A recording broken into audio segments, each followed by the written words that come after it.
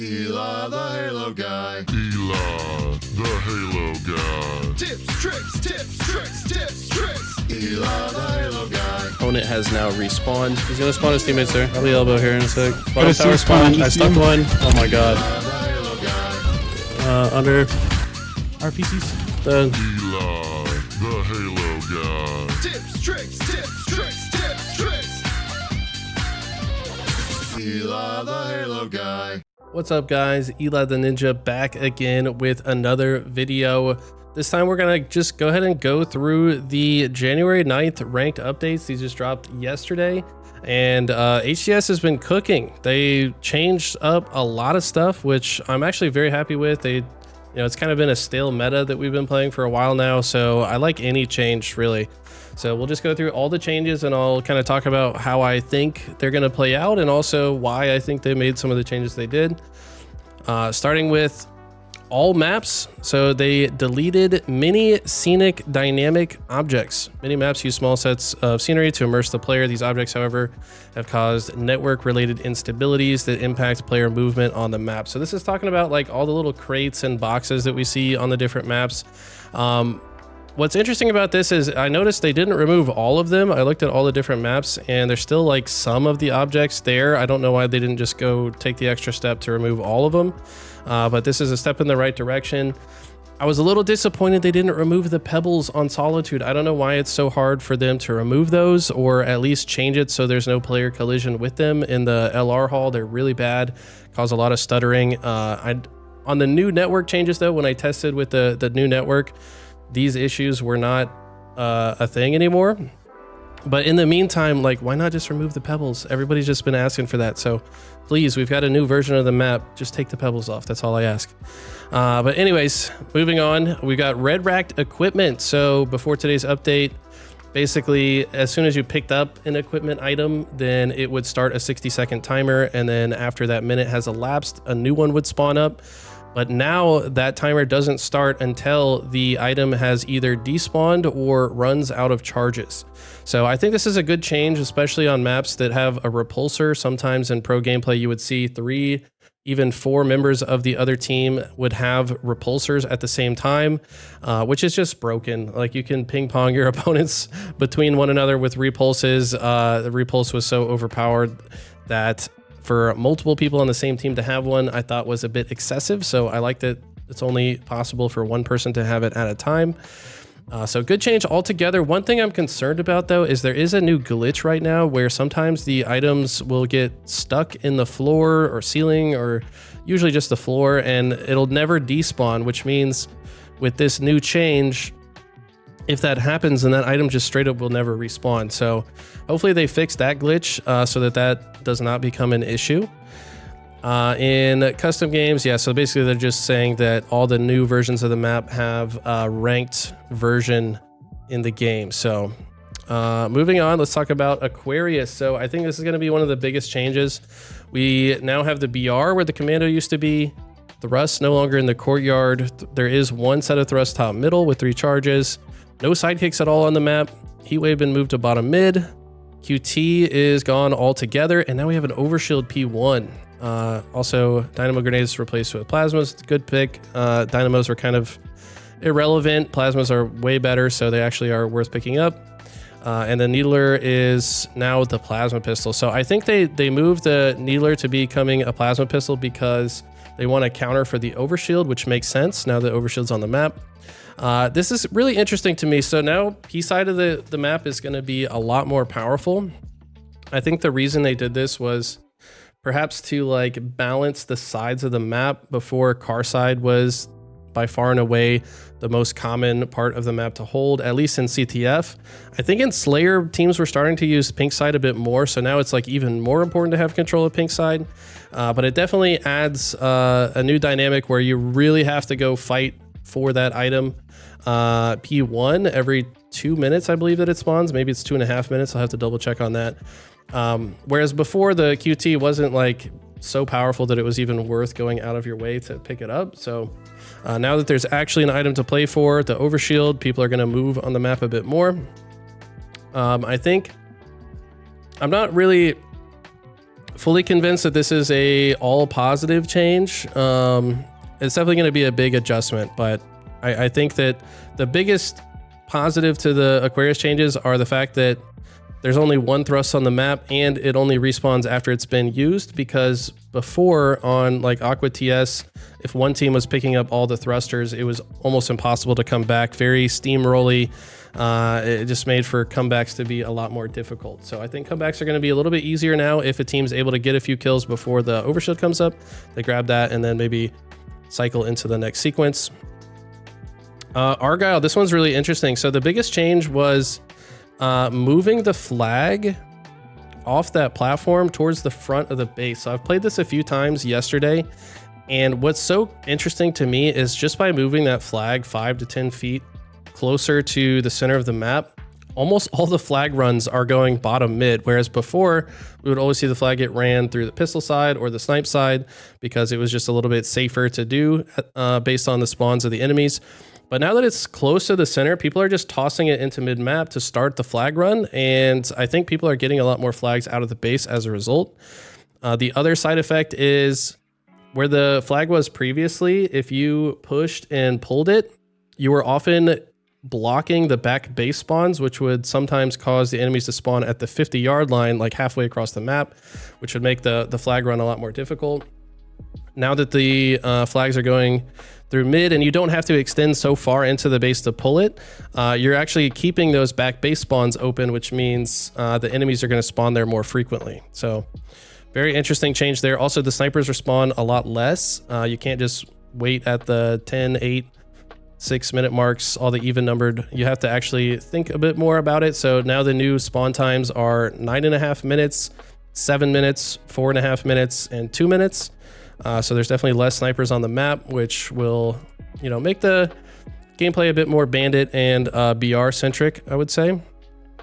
Sidekicks are now the disruptor instead, which is interesting because I don't know, the disruptor is not a really good weapon on Argyle at all. I think disruptor is pretty good on streets where there's like a lot more situations where you can shoot a weapon pad and maybe chain the reaction to somebody on the other side, but on Argyle, I don't think we're going to see the disruptor used all that much, but who knows? Maybe the pros will find a way to use it effectively on Argyle.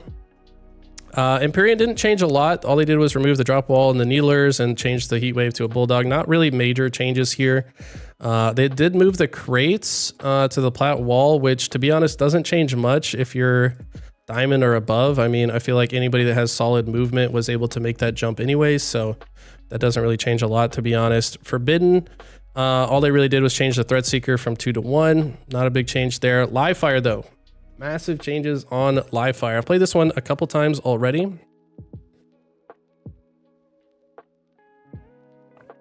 and live fire is a way more fun map to play right now. The QT being on the map is actually a lot of fun. I think live fire with the quantum translocator, you have a lot more possibilities to use it. The fact that it spawns back green, which is already a pretty safe spot as well, means that you can just go ahead and place the portal back green and then play forward either into garage or up to nest, and you can pretty safely return back to green for your portal and then maybe portal back to where you were just fighting. So there's a lot more I think value that people are going to find out of the QT as compared to other maps that it was on. The fact that it spawns in a safe location, I think, is the biggest difference. If you think back to Argyle and Aquarius, where it spawned is in a very precarious location, so it was pretty hard to safely place the initial portal and then get value out of it after the fact. So the fact that it spawns in a safe area, I think, is a good thing for the item. Now we've got the camo instead of overshield, which camo is actually a lot of fun on live fire as well. If you can get camo sniper, it can be quite powerful combination. But the fact that it does spawn in the open means that a lot of the time it's just going to get burned. If both teams are fighting for it, you might not be able to escape with it. Repulsor being bottom middle, very good. Now there's going to be less cheese where people just grab the repulsor from B and then repulse somebody off the map. So a little bit less cheesy. Heat wave off the map altogether. I kind of did not like the heat wave on the map. I thought it did create some more snowbally effects on live fire. So honestly, like, it's a good balance now, I think, on this map where, like, no matter where you're spawning, before on Slayer, spawning back green was pretty bad, but now at least you get the QT, so you can make some plays with it. You also get the plasma grenades that spawn where the repulsor used to spawn. Overshield isn't so important to go, like the power up outside being overshield meant that if your team wasn't fighting for overshield and if you lost the overshield, it was a huge blow to your team. But now losing camo is like not as big of a deal, so it's not so centric on the power items. I don't know, I feel a lot more free to move on live fire now without the overshield being a part of it, and then also not worrying about multiple enemies having repulsors. So I think all around great changes to live fire. Actually makes the game very fun to play now. It kind of feels fresh and different. King of the Hill also changed quite a bit. The hills are a totally different order now. So it starts at B the same way it did, but then it moves to C, and then the A hill is closer to the small window, which is interesting. I think that the thought process here was before, if one team just had like tower and nest control, they were going to get the first 2 zones very easily, and then if they just get around a slice, they can just cross straight to top middle. Whereas like now, if you're the team on the losing side of the first couple of hills, it's going to be pretty easy to get that next hill in A if you are spawning there already.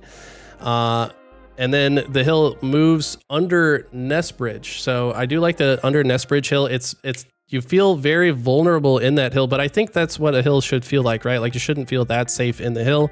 You're accumulating objective time. It kind of like puts your team at a fighting disadvantage, but there's some new fun plays. I actually got a triple kill with the camo and repulsor, where 2 enemies were in the hill when it was bottom bridge. Just walk up, repulse them off the map, killed a 3rd guy, and the plays like that are going to be a bit more common now with the new setup. But overall, I think good changes to King of the Hill for live fire as well. Recharge, quite a bit different as well. Repulsor's gone off the map altogether. Shroud is now added, so Shroud is going to be used a lot more, I think, in Extraction. I think the biggest changes for this come from Extraction. The Shroud being in Extraction means that you can have a bit more protection as you convert the point, so I think that's going to be a big factor. Frag grenades now on the Dorito, or that little platform in Whirlpool. Needler's gone all together. It seems Needler just got blown to smithereens. We just don't play with Needlers anymore, which I'm totally fine with. I thought the gun was kind of cheesy.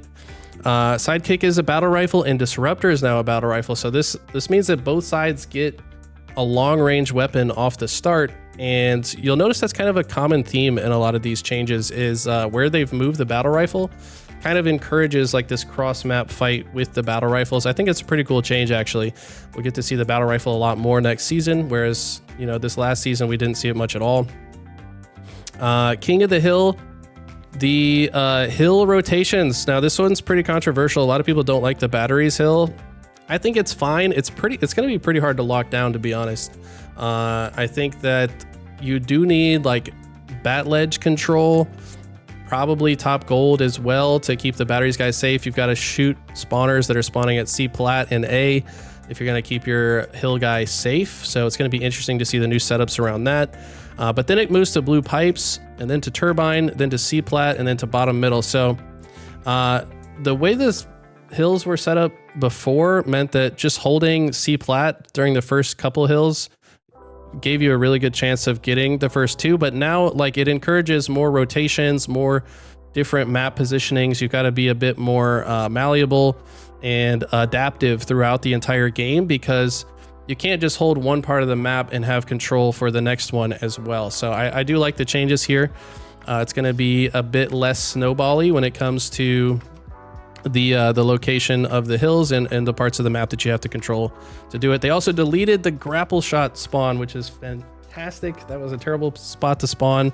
I have no idea how many times I've died just by spawning there, but I'm so glad that won't happen anymore. What kind of sucks though is there's still a couple spawns like back batteries that you can still get, but it's still not as exposed as that spawn point, at least. A couple more left to go here. So we've got streets.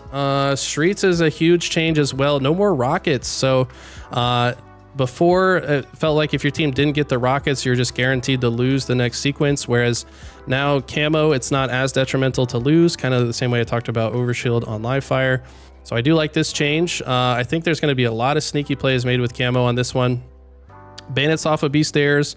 Stalker rifle moved to red room. So one of the big issues that pros had with this game type was the team that spawns Cobra just kind of felt like they had an advantage. They have a good sight line to fight for rockets, and they're just spawned with a power weapon. Whereas if you spawn on the Eagle side, you had to, go way out of your way to grab the shotgun. But now, Stalker rifle being in red room, and then also the repulsor's driveway. So now I think that there's actually going to be a lot of action on the B side, a lot more than there was before off the start, because repulsor and stalker combination to start, and then if you keep moving forward and you get the plasma grenades, I mean, that's a pretty solid loadout to start a game on streets. But the other team is going to be throwing grenades at driveway off the start. So if that's your play, you want to grab that repulsor fast and probably repulse some grenades back at people. Very interesting changes. Also, the camo doesn't spawn for 30 seconds off the start. So whereas before everybody was centrally focused on the rockets, now everyone's going to be playing perimeter to get the weapons and then come back to fight for the camo at the 30-second mark. So definitely going to change the opening of streets quite a bit. Shroud is now back A. So I thought this was pretty cool too. So like while the Cobra side gets the repulse and the stalker, which kind of go together, like you want to repulse them away from you to use the stalker. On the other side, you get the shroud screen, which kind of goes with the shotgun, right? Because you can throw the shroud and shotgun people in the shroud. So it's like both sides get a pretty cool like equipment weapon combination on both sides, but you still got to fight for it, right? Because the other team is going to be contesting it as well. Now we've got a commando top A and a commando where the stalker used to be. So once again, they're encouraging that long range BR fight. I think we're going to see a lot more battle rifles on this map as well. So overall cool changes. I think that what's interesting about this too is they could actually think about maybe bringing strongholds back as well. I do think that strongholds on streets wasn't that bad of a game type. And with these changes, it would be even better. So I'm curious to see if they decide to do something like that. Moving on to Solitude. This is the one thing that I'm not really a big fan of. I love the S7 sniper rifle. Change to the shock is interesting. I guess they just didn't want snowballs to be as harsh because the sniper rifle is a bit more powerful than the shock rifle. The main difference being like when you hit a body shot with the S7, they're instantly no shields. Body shot with the shock rifle, they still have some shields. So you do really have to get those headshots for the shock rifle to be as potent as the S7. It does have pretty significant aim assist when no scoping, so it kind of feels easier to use, but you're also in a lot more long range engagements on Solitude, so it's not going to be that powerful. The King of the Hill changes are very good. It starts with the hill being bottom mid instead of top mid, so you're going to have a little bit more cover, but even the location of the hill they chose is pretty exposed. Like it doesn't extend as large as the B stronghold and strongholds. It's pretty exposed region of bottom mid, so it's going to be interesting to see how that plays out. The rotation goes to yard next, which I always thought should have been a hill in the first place. I like that. It's going to be probably a really locked down setup for yard though. So if you're the team that doesn't get to yard early, it's going to be very hard to fight for it. Afterwards, it goes to Cafe Ramp, which is the bottom of the blue ramp on the other side of dip, like towards hotel side. So that hill is the same as it was before. And then it goes to driveway, and then it goes to nest. So same idea as the changes they made to the rotations on the other two. They want to encourage more map rotations. They want it a little bit more back and forth. They don't want it to be such that like, oh, you got this hill, so you also get the next hill. It does make sure that you have to have better map control and you're quick on your rotations. So I like these changes. One thing that I will say that I'm a little upset didn't change at all is Solitude Strongholds. Solitude Strongholds is right now just one of the most difficult game modes to get out of like a trip cap if the other team knows what they're doing. I mean, just look back to FaZe versus Optic at Worlds. I mean, FaZe beat Optic in 4 minutes because they just got to C first and they just held that spawn point. They forced the spawns for the rest of the game. And yeah, FaZe just played it perfectly, of course, like to their credit. But I do think that it's a game type where the lower seeded team can often come out on top because they just get the setup first, right? Like Optic could have done that to FaZe had they gotten the setup first and then just knew what to do with it, which they would have, right? So it's one of those game types that once you're at disadvantage is very difficult to get back into advantage. It's not impossible, but it's extremely difficult. And against a team that understands the meta, knows how to force spawns and manipulate situations, it's going to be whoever gets the setup first is often the one who wins, which I don't think is good for the meta. So I would have liked to see Solitude Strongholds changes, but overall, these are good changes. I mean, the game's feeling a lot more fresh and new. Live Fire and Streets feel like I'm playing a whole new map. So love to see these changes, especially. Recharge doesn't feel a whole lot different, but different enough that you've got to change the way you think about different plays. And I'm excited to see Forbidden. I know a lot of people aren't like super excited about this map, but I think it's going to be really fun to watch at a high level once teams start putting in the work to practice it a bit more. So next season's looking amazing, man. We've got a ton of hyper competitive teams. We got to first look at them in the last weekend's tournament, and man, these teams are going to be so good next year. It feels like throughout all the team changes, everyone got better somehow. So I'm going to be making a lot more content about game types specifically. Obviously, I had the Recharge King of the Hill video that's now obsolete because it's totally different. So look out for more content coming soon. I will be posting some strategy guides for different game types to both YouTube and my Patreon. So if you guys haven't signed up for the Patreon yet, there's a ton of great stuff in there, and I'll be using that to provide extra strategy guides for the future. As always, if you want to hit me up for coaching, find me on METAFY. And I'll be seeing you guys a lot soon. Expect some more videos in the near future. All right, guys, thanks for watching the breakdown. You guys enjoy the rest of your day.